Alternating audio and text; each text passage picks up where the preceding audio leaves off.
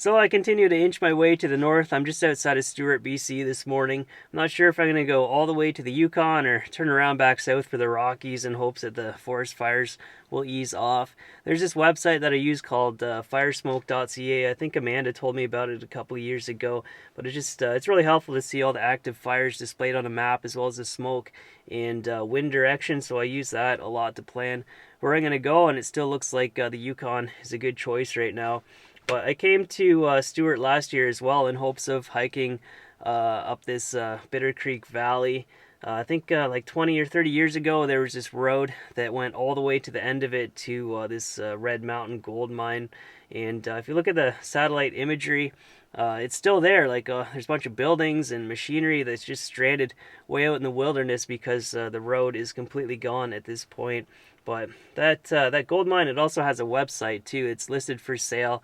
And it's kind of funny if you read through it because they say how the glacier has receded all this distance, and they use that as a selling point because there's all this new land that you can prospect on up there, but you're going to have to build a road to reach it. I think that would make a really good episode to try to hike all the way to that, but in this one I'm just going to test the waters and try to hike about a third of the way out this valley, then I'll veer off it and try to get a summit on Cambria Peak, which I think is going to be really good because it's kind of on the northern edge of this gigantic ice field that stretches over like 30 kilometers to the south. So if I can get up there, I think it's going to be really amazing.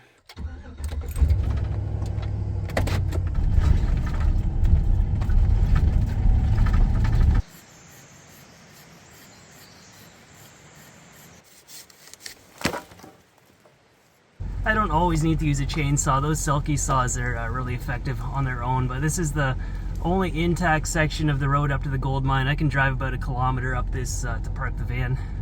This trip is right on the edge of something I'd consider doing as a day trip, about 15 kilometers one way, over 2,000 meters of climbing, but a lot of bushwhacking. That's the part that pushed me over the edge where I decided to break it up into a day and a half, and I'll just pre-cook one of these meal packs for dinner tonight, so that I don't have to carry a stove or my pot, any of that stuff. Try to go lightweight where I can.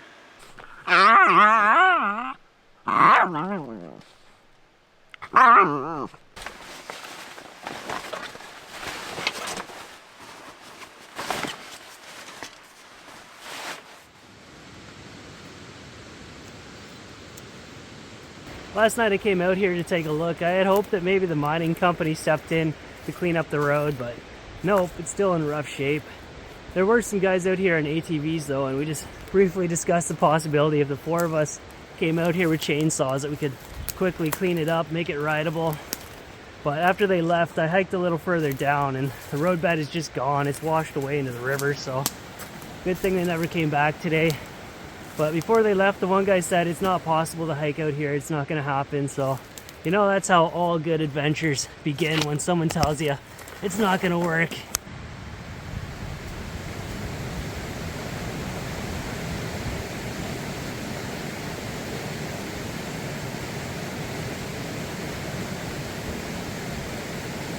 Looks like somebody had a river camp set up here. A generator, rope, tools, gas tanks. Strange. Looks like I made the right choice to break this up into a day and a half. If I can cover 10 kilometers today, that'd be great. There is a more direct way from the other side if you were to go straight up the Bear Glacier. Like, you need a team of people, be all roped up for that kind of glacier travel. Here and there are signs that there was once a roadbed, but it's so hard to imagine that vehicles ever pass through this.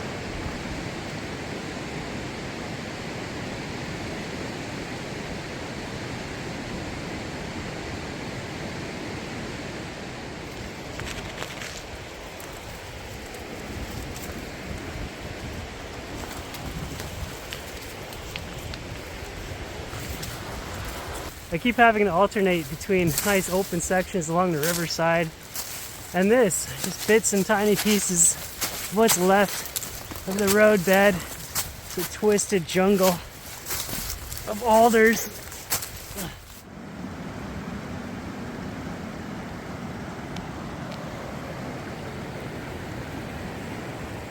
There's nothing worse than trying to do a creek crossing with bare feet.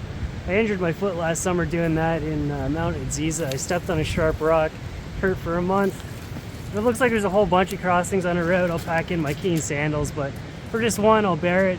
And on the way back out, I'll just leave my boots on because I won't care at that point if they get soaked.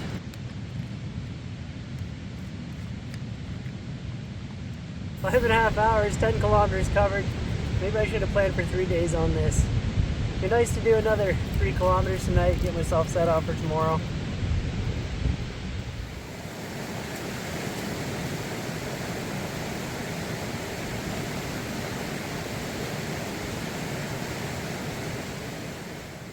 I've officially left the riverbed for good. I got about 1 kilometer of forest to go through, but I'm going to stop at any moment now, set up camp. I've done a good amount of distance today, and tomorrow we'll be ready to set out for big things way up high.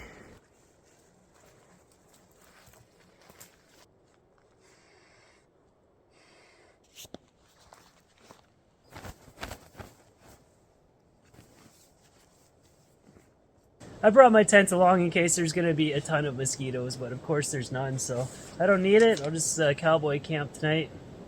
There's some kind of strange noise over there in the trees.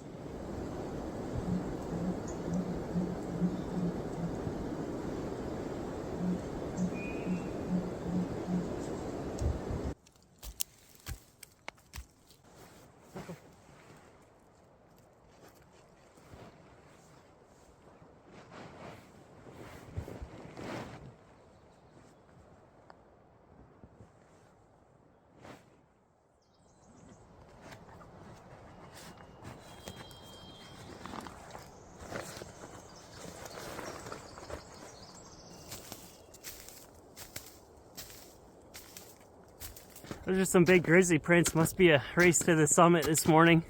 It's nice to finally escape those alders though, and actually start to think about holding a steady pace for once. And that strange noise has started up again. It sounds like someone drumming on the bottom of a bucket. Must be some kind of bird, but I don't know, it's kind of annoying. If I had to hear that all day, every day, it'd probably drive me crazy. I appreciate not having any beta on this mountain. There could be a Mount Robson ahead of me for all I know. But so many times I read those reports, I just get stressed out and worried, thinking about turning around. So today I just stroll ahead like Mr. Magoo. Whatever happens, happens.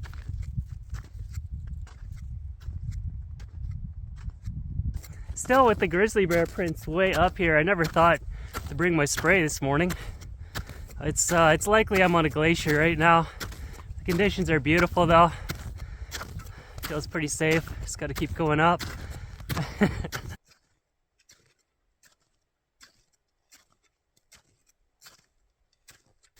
The Cambria Icefield in all its glory. The peak itself looks more difficult than I thought it would be, but it came so far. I'm not just going to turn around just yet. I'll keep going until I cannot.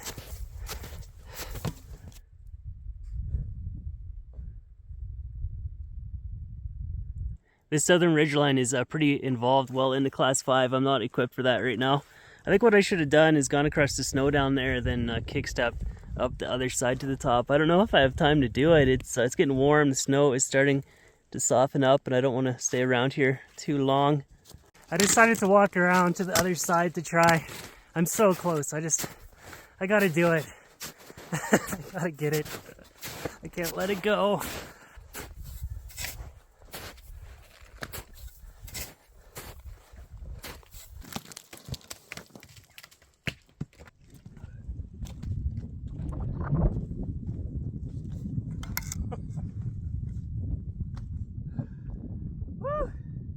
What an absolute triumph to make it up here. That was such a close turnaround moment. Moved as fast as I could, and I'm not going to stick around too long up here.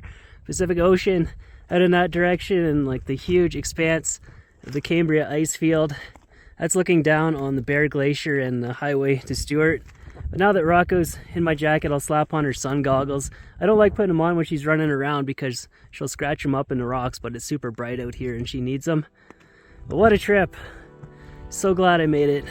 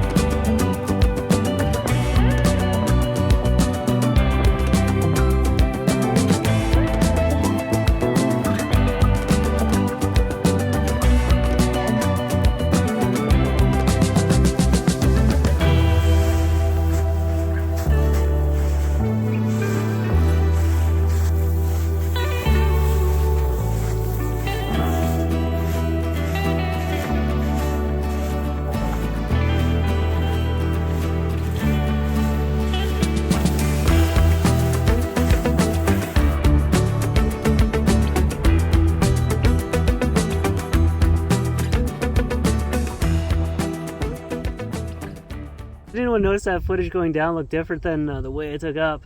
I thought I was taking a legitimate shortcut, but it turned out I was just setting myself up for a bunch of bushwhacking. I don't think I'll make it back to the van today, but Rocco says it's all right. There's no rush. Shucks, I would have been back to my campsite by now if it wasn't for this. Be careful if you come out here and follow my GPS track. Don't do this part. Mistakes were made.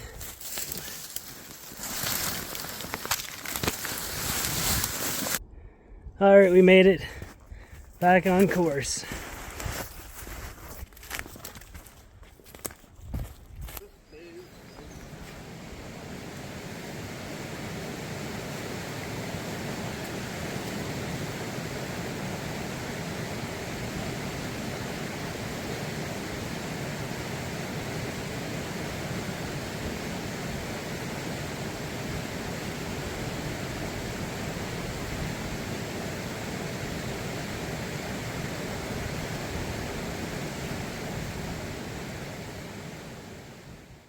That was a fun excursion. It was great to see this area and climb up to the Icefield, but the thought of coming back to hike more than twice as far out this valley to see the gold mine, it's not going to happen. I can't even comprehend it. The only way that I'll do it is if they rebuild this road bed. But last night I slept all right, just lightly on and off. I was scared because there were so many bear prints in the area, and it's not exactly ideal to sleep next to a river where it's hard to hear things approaching.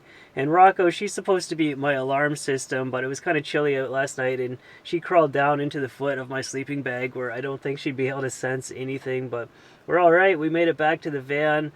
Yeah, I think I estimated it was going to be 15 kilometers one way, but it was actually closer to 20. I think it's just all the weaving around back and forth I do when I'm trying to route find. Then close to 3,000 meters of climbing, which is pretty decent. It didn't help that I climbed that last part of the mountain twice. Then my average moving speed was a blazing 2.5 kilometers per hour. I feel like I just crawled about 40 kilometers. But yeah, I think that's it for now. It's time to head into town and get a shower, figure out what the next adventure is. Hopefully it involves a clean and maintained trail. That would be awesome. But thanks for watching. I hope everyone is doing well and has a good day, and I'll see you in the next one.